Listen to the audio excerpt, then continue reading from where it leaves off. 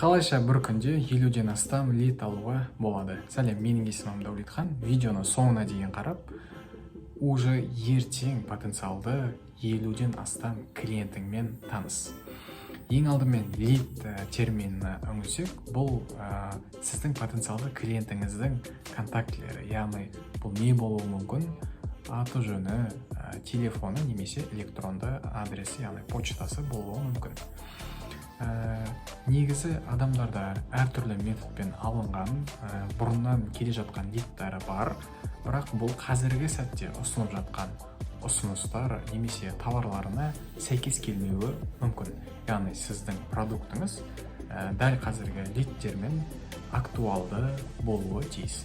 Негізі бұл лидтермен де жұмыс жасауға болады, бірақ бұл туралы дәл қазір емес, кейінгі видеоларда айтатын боламын.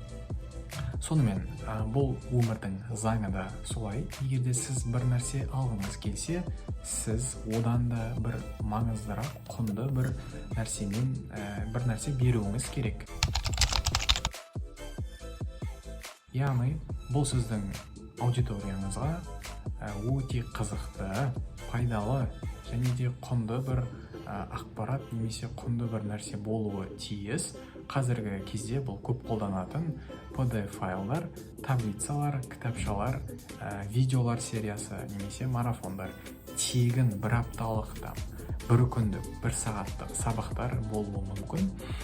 Бұларды маркетинг тілінде лид магнит деп атайды. Яғни ағылшыннан аударатын болсақ, сол лидтерді тартатын магниттер. Бәрі де түсінікті шығар.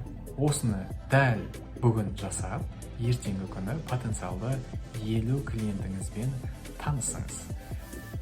Пайдалы видеоларды жіберіп алмас үшін подписка жасап қойыңыз. Келесі видеода көріскенше, чао.